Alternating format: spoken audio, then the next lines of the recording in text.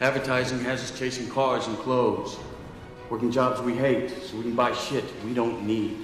Hey everyone, it's Igor and Ryan here for Project Uproar. Today we're trying something completely new. Instead of doing a podcast episode, we're going to do a quicker video, especially since we've been so interested in Stoicism lately, that we're going to be talking about 5 tips you can use right away to drastically improve your life, and we've been using them for a while now, and they definitely helped us out. Yeah, so the first Stoic tip is thinking about the dichotomy of control. So often in life, we get hung up on things that are out of our control. Maybe we go for a job interview and we're stressed for 3 or 4 nights about the outcome of that job interview. What the dichotomy of control is telling us is we need to focus on the things in life we can control and put in the effort there, and be okay with leaving behind the things we have no control over. So dichotomy of control is important because it can help alleviate stress, and it can help focus our energy on the work we put in on a daily basis rather than the outcome of that work.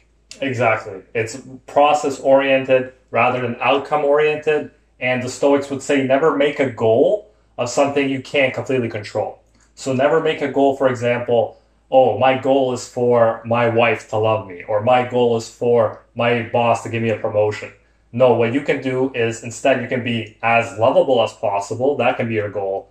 Or your goal can be to work really hard as possible, so that hopefully as a byproduct, your boss will actually give you a promotion. But the idea is not to be attached to that outcome, just to do the best that you possibly can and everything that's within your control. And the ironic thing is, once you let go of the outcome, you have less stress, you're more clear-minded when you think, and you're actually more likely to achieve that goal than otherwise. So the next one, number 2, memento mori. And that means remember that you are immortal and death comes for all of us. And to keep this in mind, I know from my Serbian culture, that's definitely not something people like thinking about. Death is definitely avoided. It's like considered taboo to even talk about. But the Stoics actually use death to motivate themselves, because the reality is we never know what tomorrow brings or if tomorrow will even come. You never know what can happen. There could be an accident. You never know. There could be an illness. The point is you don't know. Nothing is guaranteed except this one moment right now.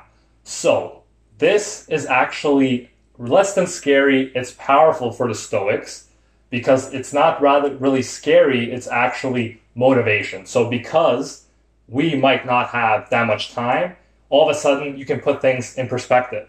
If we don't have a lot of time, why worry about insignificant things? Why worry about an awkward conversation? Or why worry about how we did on one essay when we could die tomorrow, right? So it's a very quick way to put things in perspective, and we should apply that to different relationships too, because although sometimes we really want hope someone will always be there, the truth is everyone's human and everyone has to pass away at some time.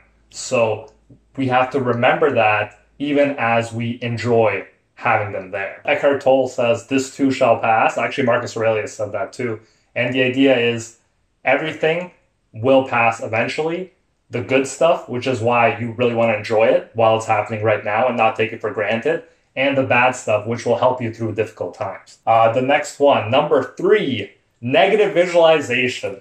Now, this is a very interesting one because usually you'd assume you want to be positive. And this is funny because I'm also coming from a self-development background before I was introduced to Stoicism this year, where I was also always told in these books, always visualize what you want, the best possible outcome, yeah, blah, whatever, blah, blah, blah.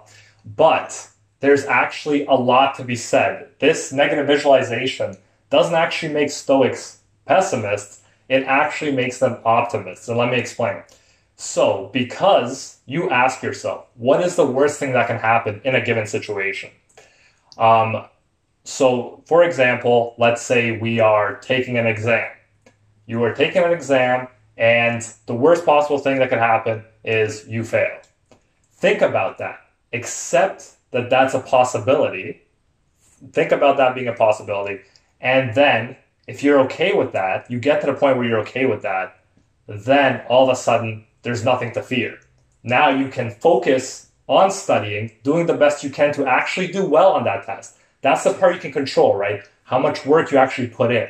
You can't really control the outcome of the exam as much. It's only a byproduct of how much work you put in. So you focus on that, on studying, and leave the rest. Think it could happen, like I could fail, be okay with that. And you're really invincible at that point because you come into the exam room, there's no possible outcome that you're not expecting, that you're not okay with. It takes the edge off, and all of a sudden you're doing a lot better.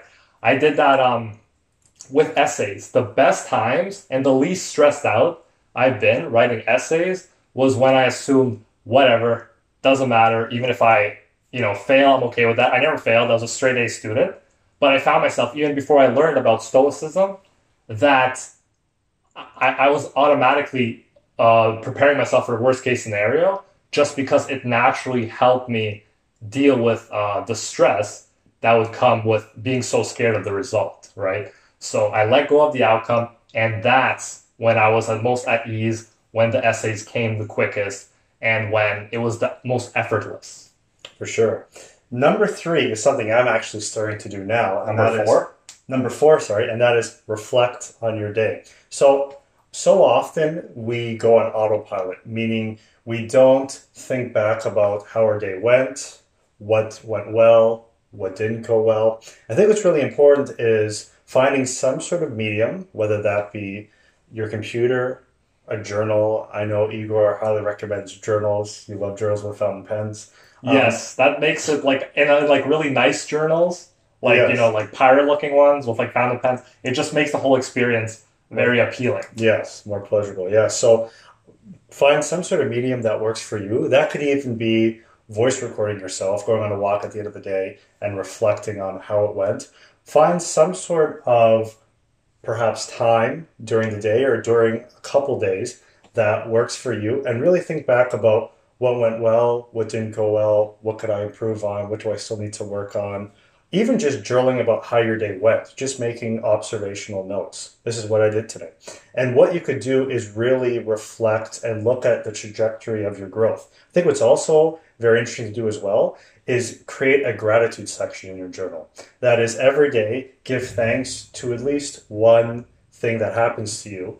I know I'm right now reading the gratitude diaries, and there's one section in it where there's someone who has been using a gratitude journal for 17 years. And this person, on the day of their mother's death, wrote a gratitude note saying, I'm glad my family was there for me during this period. So there's always positives that you could take out, even in your darkest days. And I think by journaling, this could really help you think of the positives instead of being hung up on the negatives.